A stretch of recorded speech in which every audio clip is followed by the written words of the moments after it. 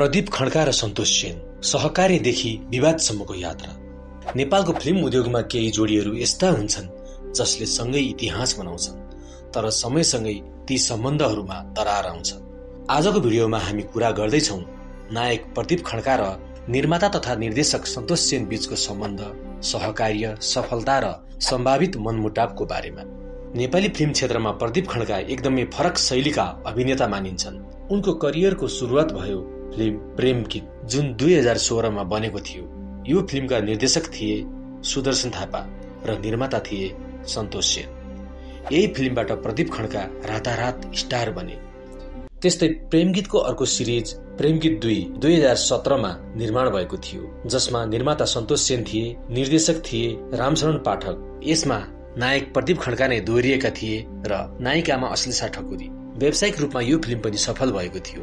त्यस्तै प्रेम गीतको अर्को सिरिज प्रेम गीत 3 2022 मा निर्माण भएको थियो। यसमा निर्माता सन्तोष सेन थिए, निर्देशकमा क्षेतेन्द्र गुरुङ र उनी निर्माता सन्तोष सेन थिए।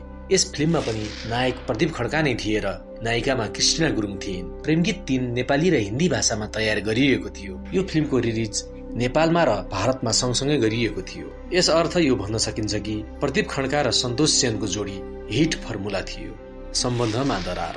समयसँगै फिल्म क्षेत्रभित्र केही कुराहरू बाहिर आउन थाले। क्रेडिटको विवाद, स्क्रिप्ट र निर्देशनमा हस्तक्षेप, आर्थिक तथा प्रोफेसनल मतभेद, भविष्यका प्रोजेक्टहरूमा असहमति। विशेष गरी प्रेम गीत 3 पछि सम्बन्ध चिसिएको चर्चा धेरै भयो। केही मिडिया रिपोर्ट अनुसार प्रदीप खड्का अब सन्तोष सेनसँग काम नगर्ने संकेत पनि देखियो। औपचारिक रूपमा पूर्ण विवाद पुष्टि नभएको हुन सक्छ, तर उद्योगमा चर्चा व्यापक छ। प्रदीप खड्काका अन्य फिल्महरू। नायक प्रदीप खड्काले प्रेम गीतका सिरिज बाहेक सन् 2018 मा मिलन चाम्स निर्देशित फिल्म लिली बिलीमा जसिता गुरुङसँग जोडी बाँधेका थिए। त्यस्तै 2018 मा अर्को फिल्म रोज, जसका निर्देशक थिए निरक पौडेल, जसमा मिरुना मगरसँग प्रदीप खड्काले जोडी बाँधेका थिए। 2022 मा दिनेश राउत निर्देशित फिल्म प्रकाशमा प्रदीप खड्काले दिया मास्केसँग जोडी बाँधेका थिए। प्रकाश मार्फत प्रदीप खड्काले अभिनयमा नयाँ आयाम थपेका थिए। यसको निष्कर्ष यो पनि छ कि प्रदीप खड्का अब रोमान्टिक हिरो मात्र नभई कन्टेन्ट बेस्ड एक्टर पनि बने।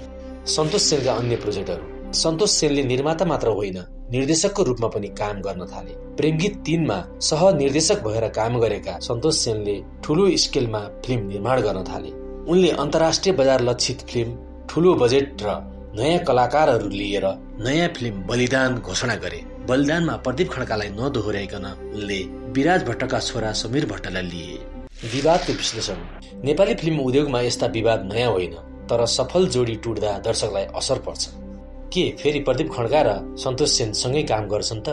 यदि राम्रो स्क्रिप्ट र व्यावसायिक समझदारी भएमा त्यो सम्भावना पनि छ। दर्शक चाहन्छन् प्रेम गीत जस्तो जादु फेरि देख्न पाइयोस्। नेपाली फिल्म उद्योगमा सम्बन्धहरू बदलिन्छन्, तर इतिहास भने रहिरहन्छन्। प्रदीप खड्का र सन्तोष सेन दुवैले नेपाली सिनेमालाई नयाँ उचाइ दिएका छन्।